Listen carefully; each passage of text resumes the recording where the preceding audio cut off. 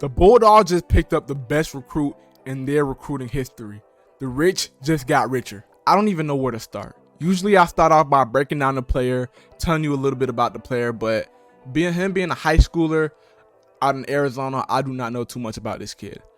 I'm going to learn about him soon, but I don't know too much about him. But off the rip, 5-star, undisputedly, number one across the board, the best player in the country out of high school, out of Pinnacle, Arizona. He went to Pinnacle High School in Phoenix, Arizona. He's 6'3", 220, 9.995. That's up there with the best players that Georgia has ever picked up out of a recruiting class.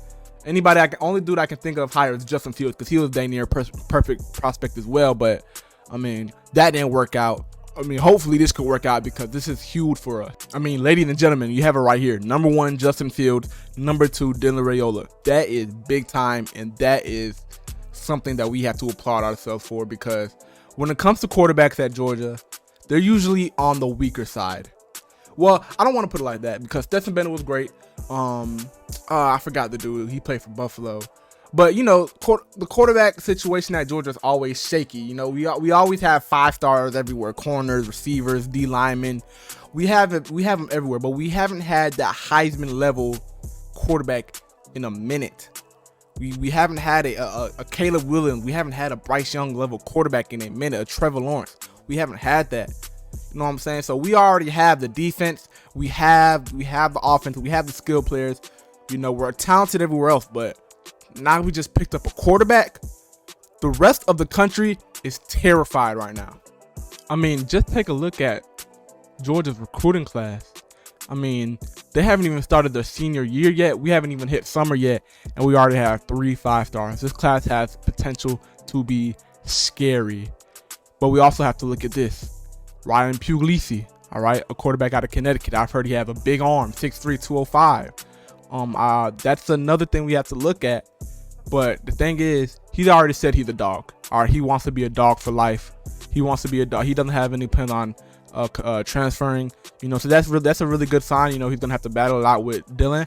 But the thing with me, let me tell you something. I don't believe in stars like that. They matter. I believe that they matter, but I don't believe in stars. I don't think stars indicate how good you are at football. I think stars indicate on how much of an athletic freak you are, right? I think that's what stars indicate. When we look at the top of the list, we see 6'3", 220. We see a cornerback that's 6'1", 185. We see a linebacker that's 6'2", 212. We get down to the bottom of the list.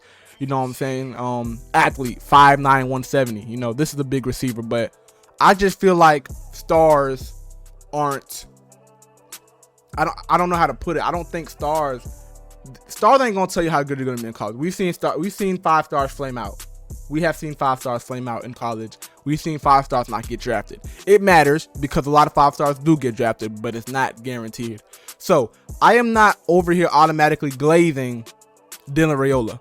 If they're at their junior years and Ryan Puglisi is better than Dylan Raiola, start him. That's what I am with it. Once you're in college, all those stars don't mean nothing, right? Just because he's the best player in the country, that don't mean nothing. But that's going to be a topic for another video. But there's one big problem for me.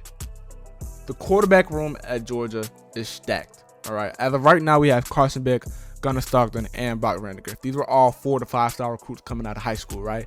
Now, what does this have to do anything with Dylan Raiola?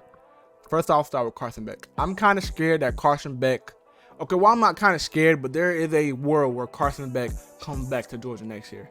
He doesn't have that great of a year, and he doesn't declare for the NFL draft, right? There's a world where that happened, right?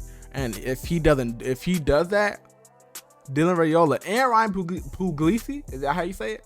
They're going to come onto this roster on that 2024 season. They're going to come back on that roster, and they're going to be the quarterback 4 and 5, right? And I'm not saying this in spite of Beck or anybody. I'm saying this as one of these dudes gonna get on the field, right? One of these dudes gonna get on the field. If Puglisi, if he doesn't transfer, which he already said he don't plan on doing, he's gonna have to wait till his 5th year. Or Dylan Raiola, if he can't beat out Puglisi, which is something I don't think that they want to do. The end goal is to make it to the NFL. We play the sport. These kids play the sport that they love to make it to the top, so they can get paid, so they can provide for the people around them. So I mean, I don't know. And then we're talking about Carson Beck. Carson Beck is likely going to leave for the NFL next year, right? Even if he does that, boom, Brock Vandagriff moves up one. Gunnar Stockton moves up one. Now Dylan Raiola and Puglisi are the QBs 3 and 4. So Kirby Smart has always shown to start the older guys, start the dudes that know the system more. That's why I feel like Brock Vandagriff had no chance against Carson Beck and winning that starting spot. Carson Beck has been there for a little minute now. Brock Vandagriff, this is his second year. I feel like he had zero chance. Gunnar Stockton definitely had no chance. All right, so that's what Kirby Smart does. So Dylan and Puglisi, these are going to be lower end guys coming in, and for trying to make the NFL, man. I mean, Raiola wants to get on the field by his sophomore year. The Georgia fans want to see him on the field by his sophomore year, but realistically, the way that the QB depth is looking right now, that is not realistic, and that can be a problem. Now we're going to have guys transferring. Carson Beck isn't going nowhere, all right? He's here. He's won the starting job on the best team in the country. No need to leave. But now we're looking at Brock Vandagriff. I personally wanted Brock Vandagriff to transfer because he's a very talented kid. He's had to wait so long just to get on the field. This is going to be his third season riding the bench. That's not something that you want to see, bro. I mean, you want to see these talented kids get an opportunity, but Georgia's just so good. They're killing them. They're losing on the bench. They're sitting on the bench watching.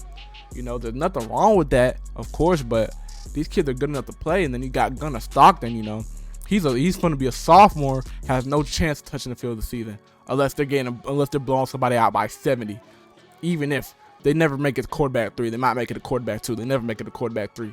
So I don't know how Dylan Raiola is going to fit into that quarterback room, but at the rate that it's at right now, Carson Beck, boom, gets drafted. Right, he's gonna arrive. It's gonna be Brock Vandagriff, Gunnar Stockton, and the 2 quarterbacks in that 24 class.